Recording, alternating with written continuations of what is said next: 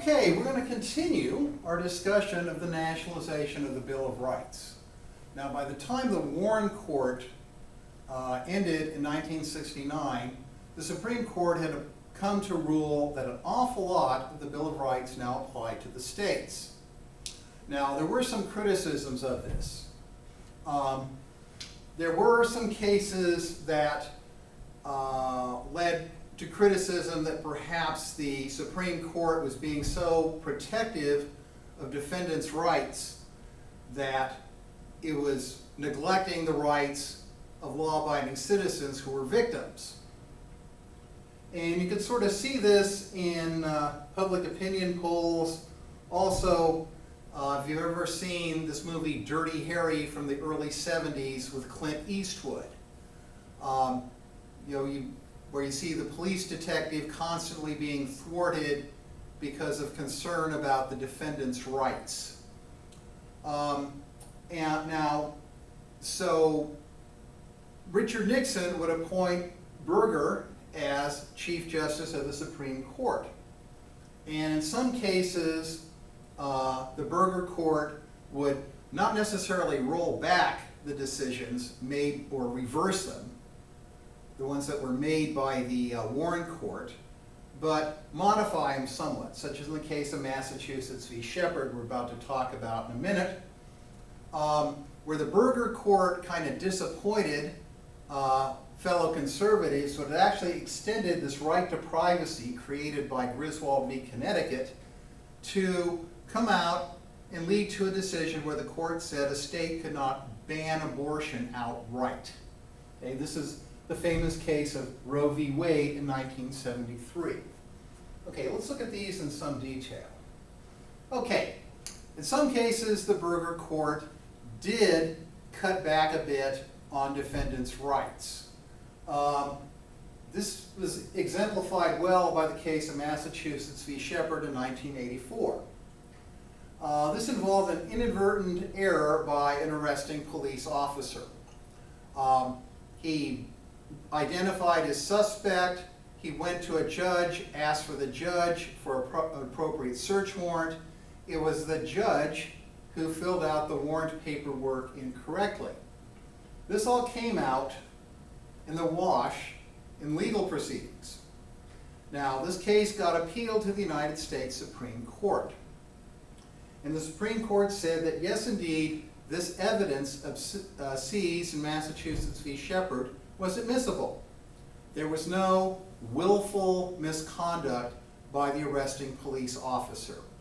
The police officer thought he had a valid warrant when he made his search, and so therefore there is no incentive to police misconduct here. Remember, the purpose of the exclusionary rule is not to protect the obviously guilty, but to ensure that police don't have an incentive to conduct illegal searches. And so, Massachusetts v. Shepard created a good faith exception to the exclusionary rule. Now, this is typical of the Berger Court. The Berger Court also made a ruling that established a public safety exception to the Miranda warnings. For example, there was a suspect in a rape case who was arrested by a police officer. The suspect had been armed during the rape, and the police officer asked the suspect, okay, where is your gun? And this guy was kind of a dim bulb, and he pointed out where he hid his pistol. The pistol was admitted as evidence, and the court said that was admissible because there was an obvious public safety concern in securing that weapon. Okay, so the Berger Court did not overturn really any of the decisions by the Warren Court as far as suspects' rights, but it did, to some extent, make rulings that were a little more favorable to law enforcement. Now, there's also the case of Roe v. Wade. Now, this was a very controversial ruling. You might recall that in Griswold v. Connecticut, the Supreme Court ruled that there was a right to privacy, and that this was why a Connecticut law that had banned or severely restricted the dispensing of contraceptive information was unconstitutional because it violated a right to privacy. And there had been a criticism that says, well, wait a minute, where is this right to privacy in the Constitution? And the judges really couldn't say where there was an explicit right to privacy. Anyway, in Roe v. Wade in 1973, the Supreme Court extended this right to privacy, and it overturned a Texas statute that had banned abortion outright. Okay, now this once again leads to controversy. Sometimes you will have some critics, this is not the argument about when does human life begin, but they're critics from the legal constitutional standpoint that says the court is passing judgment on how states exercise their own police powers to regulate the health, safety, and morals of their citizens. Something that will be discussed in your readings about the federal judiciary after the midterm. Now, the Rehnquist Court has sometimes been accused of denationalizing the Bill of Rights. It hasn't really overturned in the rulings made by the Warren Court regarding protecting suspects. However, the Rehnquist Court, okay, under Chief Justice William Rehnquist, who was appointed by the late President Reagan, the Rehnquist Court was less likely to hold state and local law enforcement officials to quite the same standards as federal law enforcement. And is also less likely to take cases on appeal from the state courts. Remember, the United States Supreme Court does take cases on appeal from the state judicial system. Okay, if somebody thinks there's a federal constitutional issue involved in state judicial proceedings, they might be able to appeal to the United States Supreme Court. Now, the Roberts Court, which is the Chief Justice Roberts, was appointed by then President George W. Bush in 2005. The Roberts Court, like the Rehnquist Court, continued to uphold the good faith exception to the exclusionary rule. One big extension of the Bill of Rights by the Roberts Court is the extension of the Second Amendment to include individuals. Now, the wording of the Second Amendment might be read, and for a number of decades was read by the Supreme Court, as applying to the right of the states to have a well-regulated militia.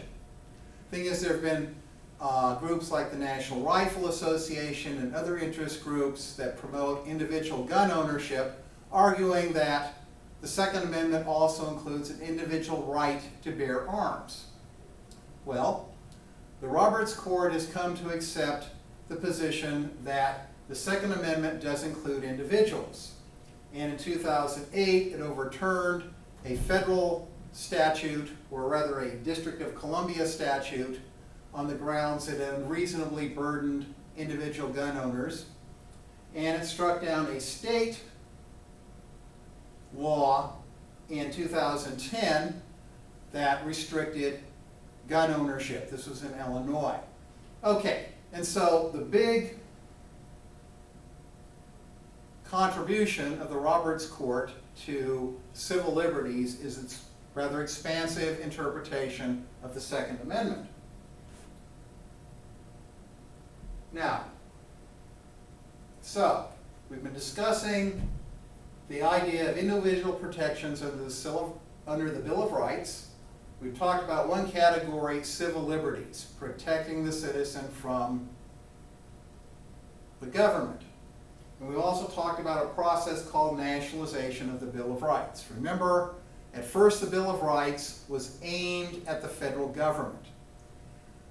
This process of nationalization, sometimes referred to as incorporation or selective incorporation, is a process by which, bit by bit, the Supreme Court has come to say this part of the Bill of Rights now applies to the states, that part of the Bill of Rights now applies to the states. And so now, at one time or another, the Supreme Court has ruled that just about the entire Bill of Rights is now applied to the states and restricts state actions. Now, the second category of Bill of Rights protections is something called civil rights. This refers to protecting individuals from discrimination by other individuals.